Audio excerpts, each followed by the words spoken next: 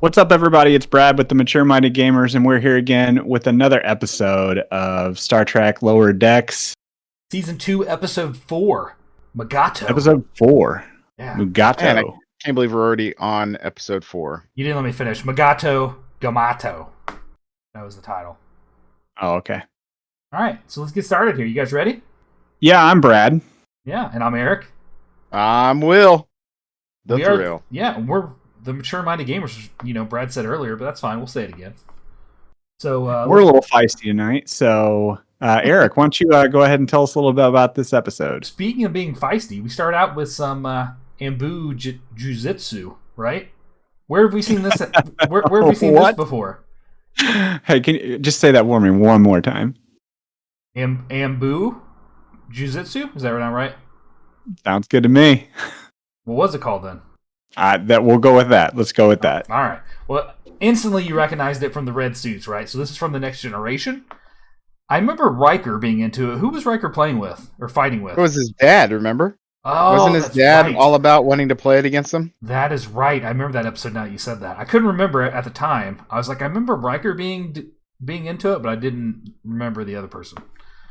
I can't believe I got that. Nice pull there. Yeah, so that was kind of cool. Instant recognition there of something we've seen from the Next Generation. So we kind of get a little back and forth between Boimler and Rutherford, and they've been practicing because apparently. Speaking of practicing, You nailed it. Did you practice that last name before we got on this episode? Maybe a few times, yes. Oh gosh, that's never gonna get old. So, Which plays right into this episode, but I'll let you continue. right. So, anyways, a little back and forth between them, and they've been practicing for this, right? So they've apparently been doing some midnight sessions with each other, trying to get better at this because they want to show Mariner their skills, or maybe give a little payback, in my opinion. So, what do you guys think so far about the start to the episode? So I mean, it was pretty good. The way that Mariner kind of unloaded a can on them. I mean, this whole part was a little predictable, honestly. Like I saw it coming as soon as it got going, and she got her tooth knocked out, and then she was like, "Oh, now I can take the kid gloves off." But what landed the plane on this whole scene here was when Shax came in and said, "Oh, don't worry, I'm 10 minutes early," just not even reacting at all to Rutherford and Boimler getting their tails handed to him. That was pretty funny. Yeah, I thought Mariner going all crazy. I thought I could see it. Well, didn't that happen? Now that you brought it up, that it was Riker and his dad. Isn't that kind of what happened to them? Didn't one of them get a little over-aggressive at some point? Oh, yeah. Riker absolutely got over-aggressive on that episode. Right, but didn't his dad still whoop him? Right? I guess I don't remember that, but I'm not saying it didn't happen. I thought Riker took him out, but maybe not. I can't remember now either. Yeah, I thought that's kind of how that particular part went down. Like his dad said something about it just being a game, and I don't know. We'll have to go back and watch that He episode. said it was never a game. Ben, when you're listening to this episode, please do write in and tell us what we went wrong. Absolutely. And we need you on the next episode. Well, yeah. 1,000,000%. All right, so next up we get... were these Starfleet officers on the planet that initially found the Mugatos? I'm not Every sure. time you say Mugato, I want to make Blue Steel or from That is a fantastic movie. Zoolander? Zoolander. Yeah. That is one of my favorite movies. Yeah. Well, it was originally an enemy, if I'm not mistaken, in the original series, Kirk was fighting against it. Correct? It's definitely one of the series. I couldn't remember if it was Kirk or Next Generation. I'm pretty sure it was Kirk fighting it.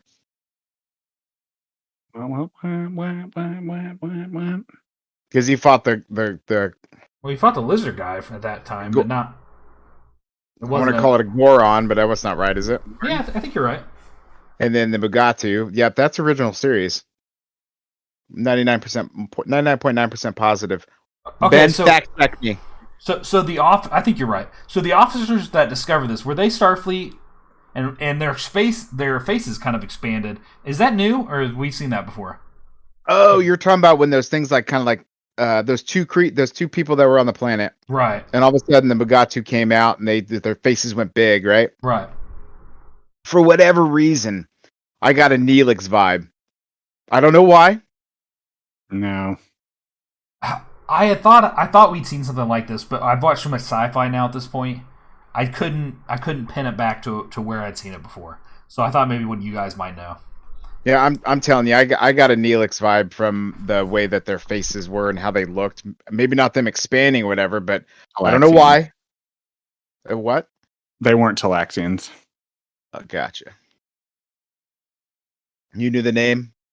I didn't. All right, so that kind of ends that scene pretty quickly, and we go back to the ship, and they're, let's see, Boimler and Rutherford are, sorry, did I say it right that time? Yeah, you did. Okay. You got it that time. Man, there we go. And so they're playing some game, and they're all bandaged up from Mariner kicking their butt, and they're playing some game where apparently they're both trying to tie each other or come into a truce. I forget the name of the game. Is it called Truce? Something like that. No, they're playing a diplomacy game, essentially. Diplomacy, that's what it was. Yeah, it's a board game, as right up my alley. I enjoyed this episode. And in true fashion, you could tell it was very boring. It's like most board games, right? Come on. Diplomacy is an awesome game when you're not playing with a-holes. People who don't do their turns. Brad? The people that leave early. You know anybody who does that, Brad? I didn't. Okay, anyway, that's a whole nother conversation for a whole different episode. So anyways, they're playing that. They go up to get a drink, and Otis, which I don't think we've met the bartender before, but his name's Otis, and he apparently likes to gossip, like any good bartender, right? And so he tells them that Mariner is a special ops Starfleet officer. And so they start to kind of recollect back to previous happenings, and they start to see, well, this could be true. And that's kind of how this whole episode is, like the main story arc of this whole episode is them Section 31. Section 31, that's right. Then I don't think he ever says Section 31, but they do reference. Yeah, later on. Oh, do they? Okay. Yeah. I mean, it's way later in the episode where she does something, and they're like, Section 31, Section 31. Well, and then I did like the part where he's starting to go back and be like, well, Starfleet would never do that. And then he starts calling back different times when Starfleet did just that, which I thought was kind of cool. So. Oh, that was funny. Right. So what do you guys think about this whole section? With the board game? No, I like the fact that they're playing a board game in the mess hall, and they get some background information or some possible information on Mariner.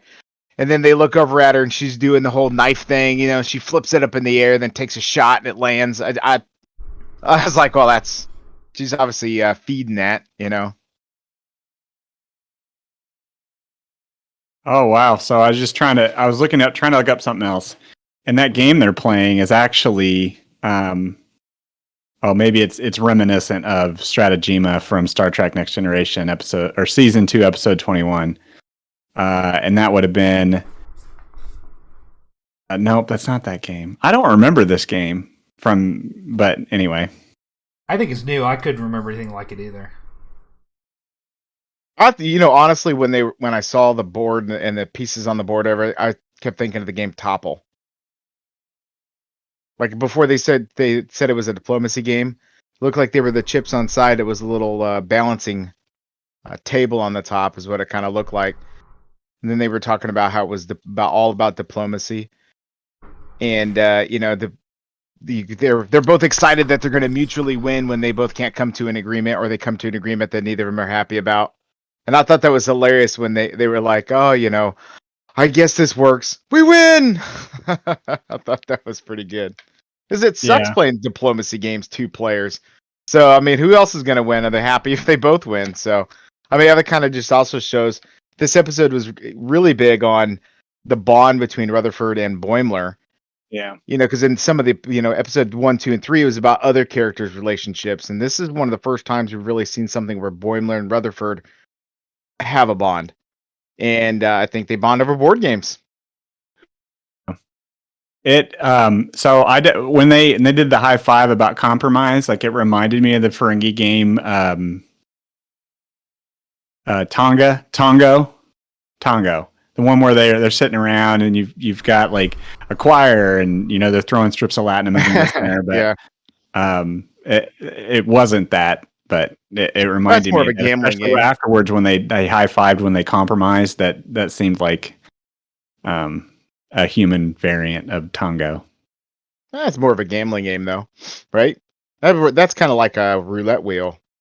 Was what Yeah, Tonga well, kind reminded of. me Yeah. I don't know the rules of Tongo, honestly, but I don't know if there are any rules. I just know that Jadzia was awesome at it, but this wasn't it. So it doesn't matter ultimately to this episode. All right, so it's moving just me showing off that I know Star Trek a bit. That's it. So moving on, the ship goes to the planet to investigate these Mugatos on this planet, and they get down there and they instantly see some Ferengi. And one of my favorite quotes from this whole episode.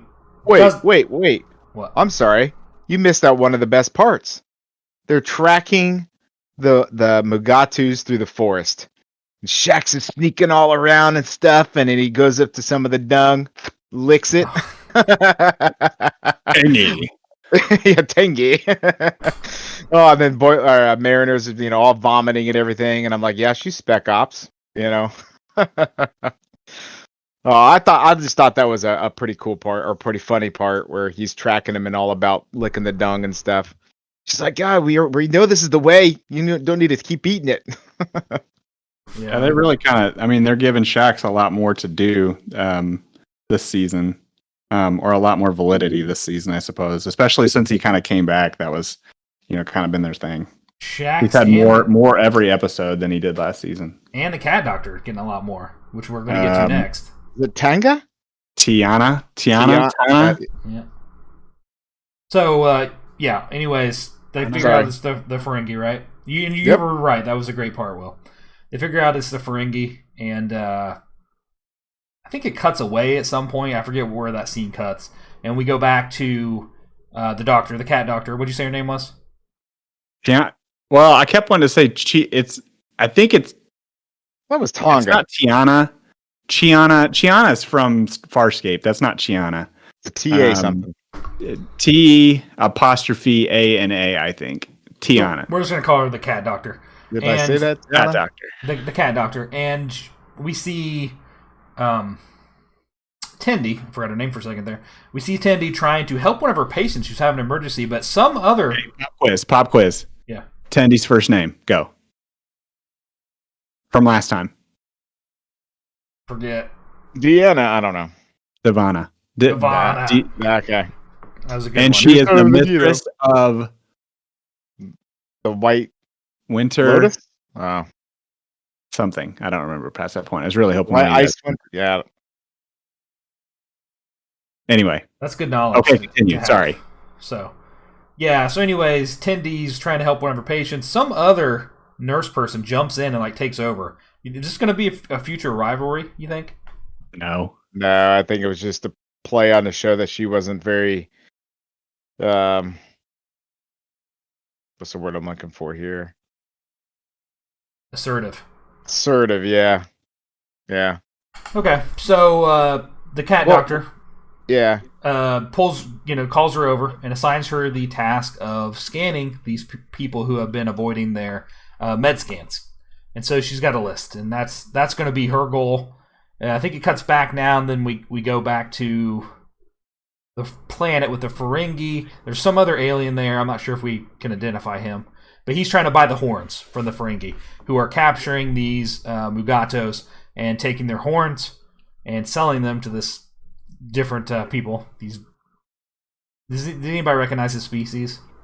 Nope. No. I didn't either. So they jump in. Shax jumps in, and he's trying to tell them to stop what they're doing. They don't have the proper warrants or something to do what they're doing. And the Ferengi pulls out his whip and says, "What did he say? Whip you or something?" I can't remember. Something kind of corny. I don't remember what he said. Anyways, they all get captured. Well, actually, they don't get captured. The whip hits the machine, and it opens all the gates for the Mugatos, and chaos ensues.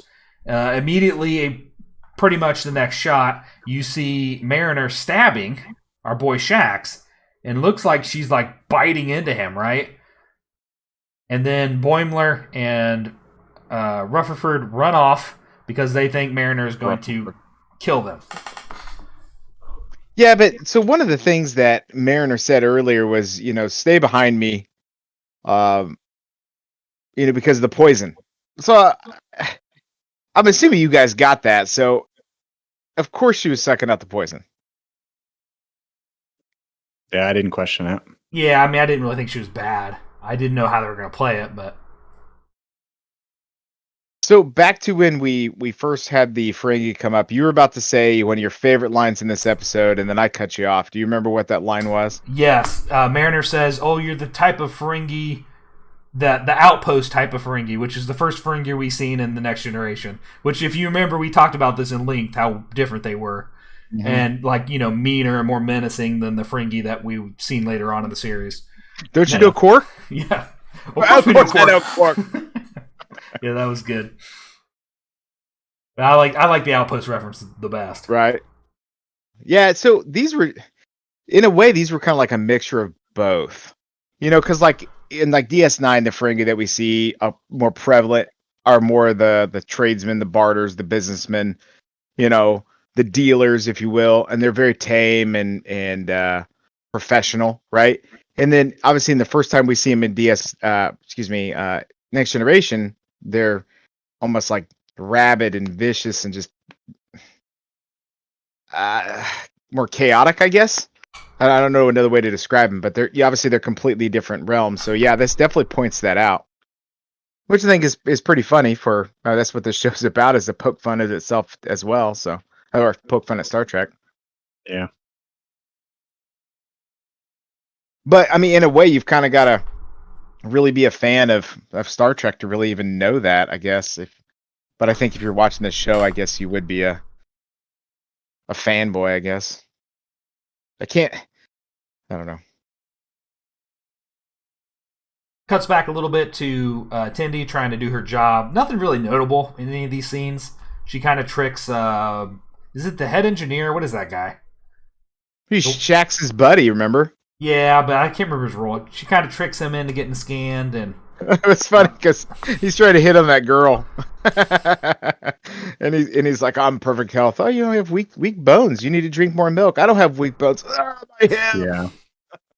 Where'd she transport?" I thought that was perfect, because that's the thing is I've always seen is, why don't they use the transporter to get around places? Let's get him to sickbay quick. Freaking teleport him. You guys ever realize that? Why don't they use the transporter more often for emergency medical situations? There's a reason it's called the emergency transport. Yeah. Yeah, so you can only use it once. Dude, when you walk into places and they have those doors that just say for emergency use only, they never prop those open. Same difference. It's for emergency use. It says push for emergency. Push. I know. It's for emergency use only. You don't just willy-nilly use the transporter. Because you walk up to it, the doors are going to open. It takes energy to use. It's infinite amount of energy, right? Infinite? No, not everything's infinite amount. Did you watch Voyager? Come on. They kept having to stop and get gas. I couldn't watch. I tried. I liked the 2 seasons. So boring. And you didn't really try. If you only watched a show for 2 seasons and you didn't go through the 3rd season, you didn't really try. No. I agree with Brad. I felt the same way, I guess, on DS9 when I first started watching it, and it's my favorite one now. So there you go. Yes, I got to give it a shot. Yep, you got to give it a shot. Okay, so Boimler and Rutherford run into some Mugatos. They hide inside a log. And Will, what happened after that? Do you remember? So they start going at it, and this other Mugato comes walking up, and she's like, no. Wait, who's go going ahead at and watch. It? Wait, who's the going Mugatos at it? It? The Mugatos are starting to go at it, and Rutherford and Boimler inside the log, like, oh, they're having sex or whatever they say, And the other one's like, "Oh, maybe it's gonna go for dominance or try to be the aggressor here." And then he's like, "No, go ahead." He starts watching. And he starts rubbing his horn, like rubbing one out. I laughed out loud, and there haven't been too many jokes in this show that I have literally laughed out loud watching this by myself, and I thought that was so freaking hilarious.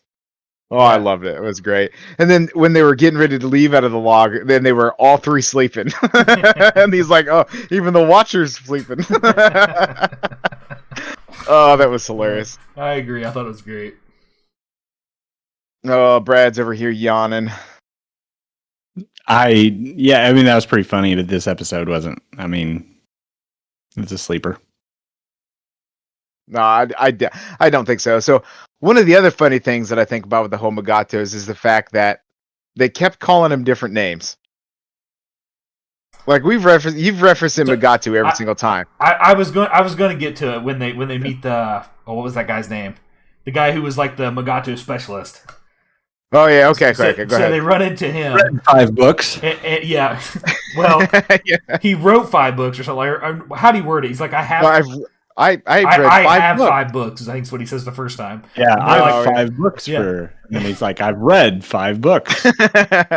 And so he assures them that he can get them out safely. And he's like doing all these weird calls and telling them to stay low. And then slowly you learn that he's has read 5 books and he decided he wanted to come out there on his own to live and walk with the Mugatos. But the best thing is he calls them something we haven't heard, and slowly has this. I cannot talk now. Slowly, this episode, I think pretty much everybody has called them something slightly different, and that's something that Mariner and the team actually referenced early on in the episode. That you could call. They went by many different names basically, and so we get a completely different name from this guy. And we come to find out he's really not that much of an expert, as when they actually encounter Mugato, he quickly is decapitated. Right, gets his head bitten off, which plays perfectly into our little podcast here because there's some names that none of us can say that we all butcher or whatever. So that's just one of the funniest things to me, as far as like everybody calling him something different and messing it up. I just thought it was great. And that's me. I'm terrible at names. Rutherford. I was gonna call you out, Rutherford. Yeah, that's me. I was. Yeah, this episode has a special place in my heart just for that reason. But let's continue on. We go back to the Cerritos. Tendi is still tracking down the staff, and she finally gets it down to one person on that list. And I forget the name. It was like, did it say like Patient Zero or something? Tendi references that the record's been partially erased, I think. And she figures out that it's actually the cat doctor. And so the cat doctor doesn't want to be scanned. And so Tendi's, basically the cat doctor said, I assigned you this because I didn't think you would follow through. You wouldn't complete it, so you wouldn't get to me because I was last on the list. But she proves that she's going to get that scan done, and so she chases the cat doctor down. And it's hilarious because, like, just in true cat fashion, hiding under shit, crawling in little cubby holes, slashing with her claws, just all being all vicious and everything. Which I thought was pretty funny because I have a couple cats, so perfect. It was. They did a good job. We've got a lot of cat doctor being a cat the last couple episodes, but Tendi ends up breaking her arm and tricking the cat doctor to get that scan. Then she passes out, and they get her down to the med bay, and then okay, so I don't think she actually tricked her. I think she actually broke her arm. Well, yeah, because you saw the bone. I think she did it on purpose, though, right? Just to get the doctor's attention. Yeah, she definitely did it on purpose. Yeah, I don't think she did it on purpose. I think she used the situation to get what she needed to get done. I don't think she fell and broke her arm on purpose. I feel like you're disagreeing for the sake of disagreeing.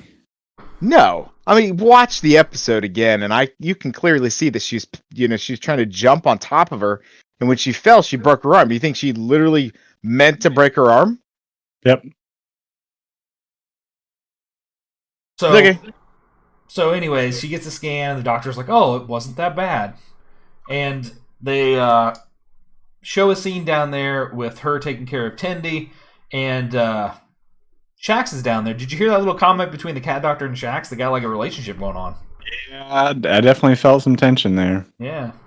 The cat's a little horny is what it sounded like to me. So I can med scan you all night. So we got a lot of Shax and a lot of the cat here recently. Mm-hmm. little bit different than the first season where we hardly seen them at all. So I didn't Right. mind that. So what do you guys think? Did I miss anything? Yeah, so the actual main premise of the bridge crew. So there was an actual story going on with the bridge crew. So when this alien creature was taking off, they hit it with the tractor beam, right? Because Oh, that's right. he was like, "Oh, don't bother me." What did he say to really piss her off? I'm trying to remember what it got. Like she was like, he said something to her. He just kind of blew her off, but yeah, I can't remember exactly what she Yeah, said. there was something that he said to her that was like, no, put him in a tractor beam.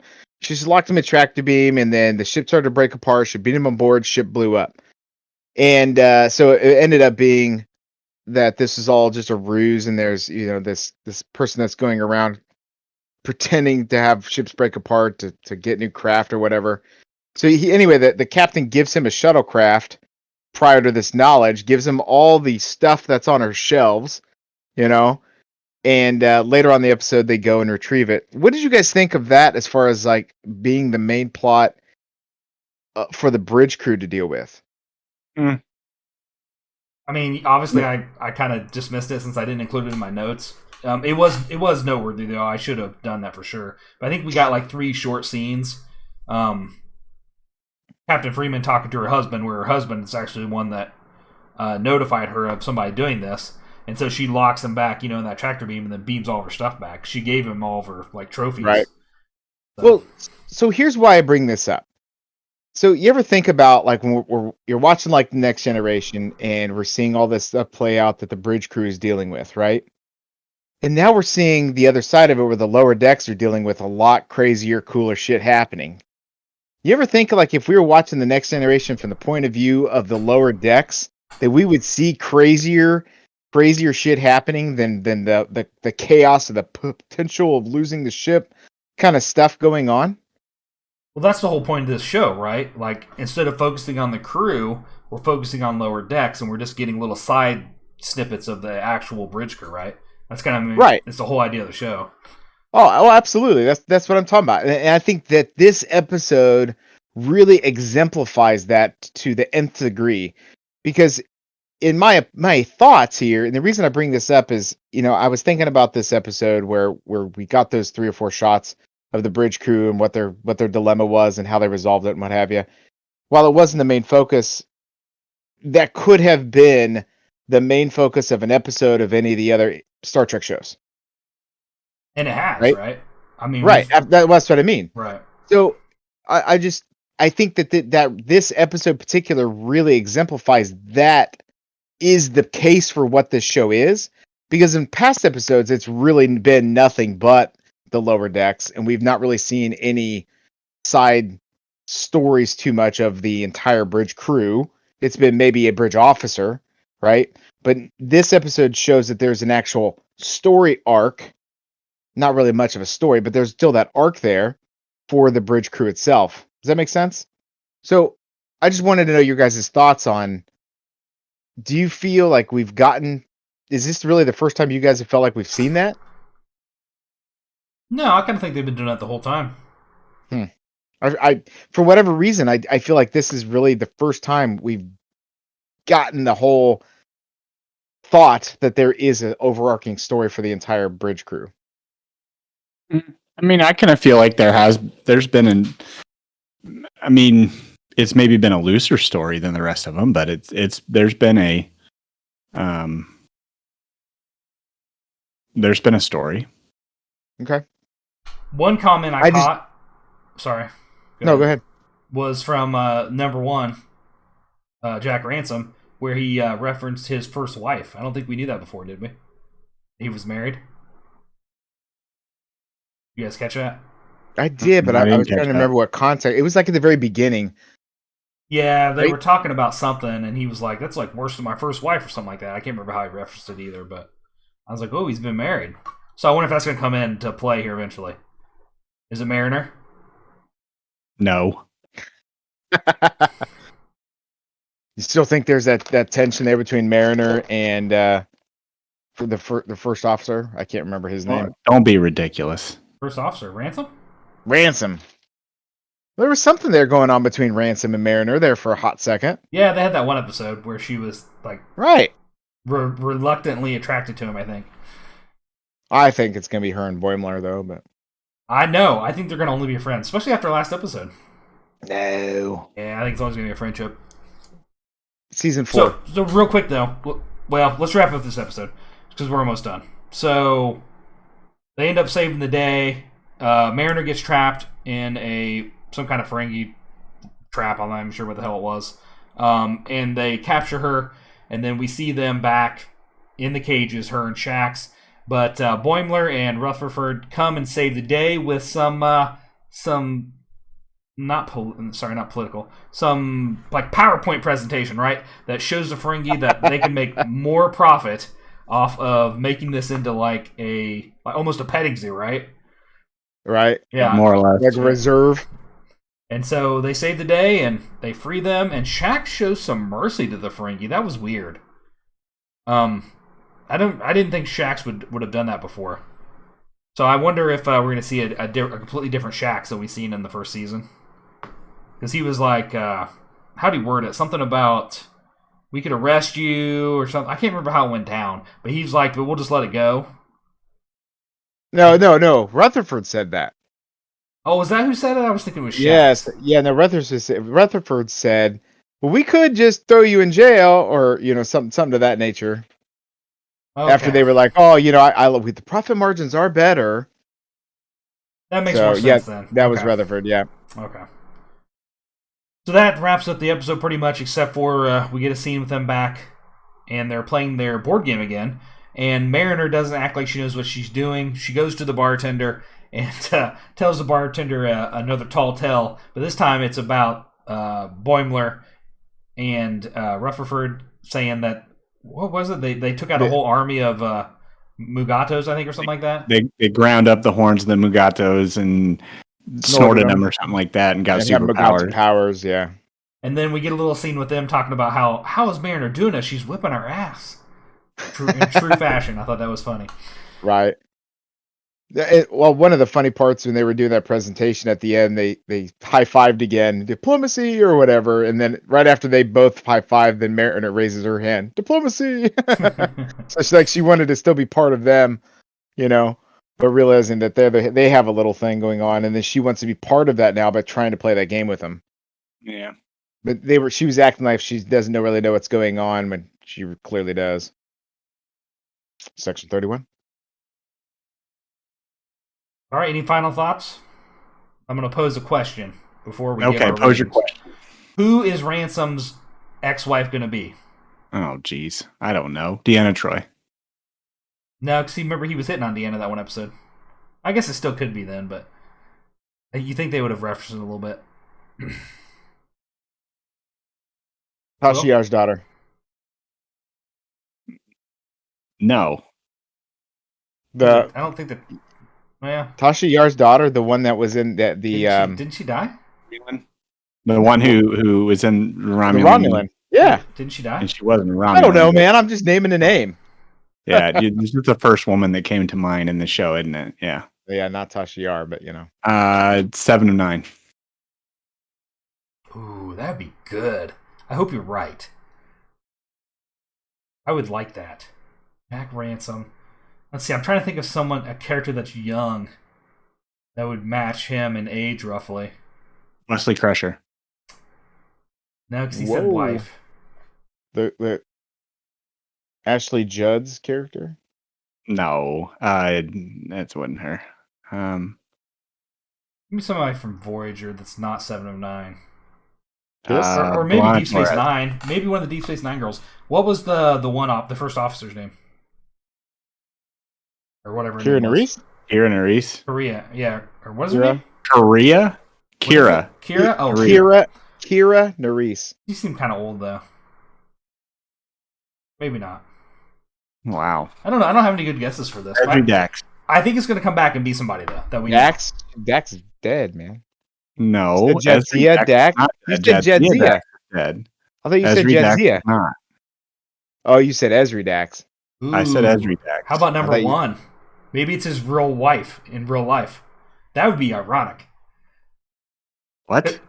Who? Oh, you're talking about dude, she'd be like a grandmother in this show. So, Oh, jeez. what is her name? Rebecca Romaine. So she's married to, oh gosh, what's his name? The guy who voices Jack Ransom. He's got a twin brother. Gosh, what is his name? He was in Sliders. Or was it Jerry O'Donnell? Yeah, right. Oh, O'Donnell. There you go. Okay, yeah. He's a lucky man. I always liked him too. You liked him as in past tense, or is there a current tense to that? I liked him in Sliders. Let me re-reference that. I don't really know. Everybody liked the show Sliders up until the last couple of seasons. That's true. Okay, that's my guess. Okay, that was an awful question, by the way. Right. Well, so I come up with something better. No, we can't end this episode until you come up with something better. What's the next? What's going to be on the next adventure? What are they going to do? Okay, that's the best you got. I don't know what you want me to pull from here. I don't know either. What's the character you want to see fronted for the next episode? What character you want to see be the main focus? Kasan. Who's that? Kasan. Oh, the guy. We did see him briefly. Shaka and the walls fell. Was he training or something? I remember seeing his face, or he's at the bar or something. I don't know. I want him. I want more of him. Jet. I'd like to see, because we got a little bit of him in the first episode, and he's been in the past couple episodes is with a small minor one-liner, if even that. But I'd really like to see another episode featuring him a little bit more. I think he could bring just a little bit more dynamic to the group of, there's 4, and they bring it a little bit more dynamic to the group of 5. And I'd like to see him maybe even have his own episode. I want to see more about Captain Freeman's husband. I want to know what he's done. Why is he a admiral? Yeah, but that's not Lower Decks. That's like an episode of like Star Trek, right? I mean, I don't know. Maybe Mariner will tell some stories about how her dad did what. We don't know anything about him. Yeah, though that's true. Maybe we'll see an episode of Mariner and her dad. Maybe her dad will come in and visit the ship. Because one thing that at the very beginning of this episode that the captain was talking about, oh, great, we're on another animal mission or whatever. Like, yeah, they've done that quite a bit now, right? Mm-hmm. Just babysitting jobs, basically. I'd like to see him do something a little bit more adventurous. Well, they've joked about that several times. They get all the shit jobs. Well, you think we're ever going to see the Borg in this show? No.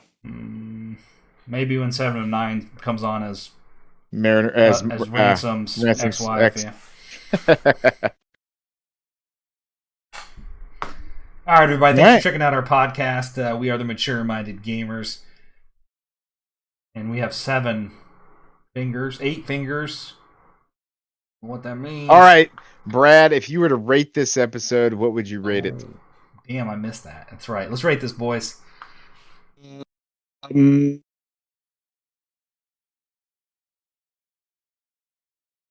5. 5. I'd give it a solid 5. It's just. So on a scale of 100, a 5 is 50%. That's like fail. That's not even a passing grade. You want to run me through that math real quick? So on a scale of 1 to 10, a 5 is 50%. A scale of 1 to 10, a 5 is 50%. That's not what you said. That is exactly what I said. Rewind the tape. I will. Hold on a second. Craig, can we get a replay on that real quick?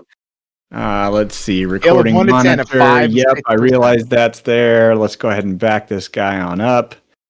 Clients. Let's see. Bowden. Regardless of what you heard, it's 50%. Yeah, that's you're not even right. A passing grade.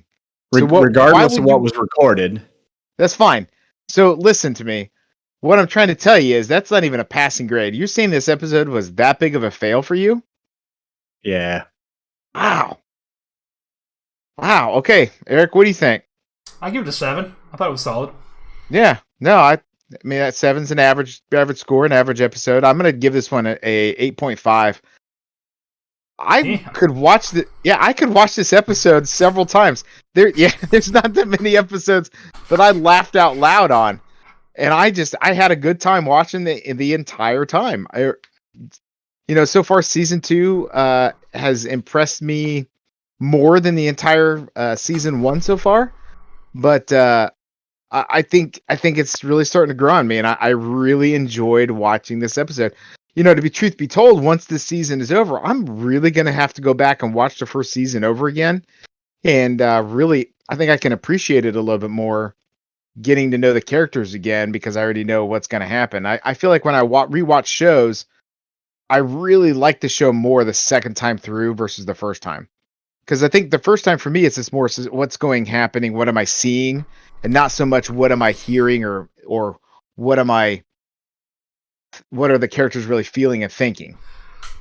So I'm pretty excited to go back and rewatch it all again after this season, and I think this is going to be one that I'm looking forward to. I love doing that with Discovery. The more complicated ones, because I pick up on things I missed the first time.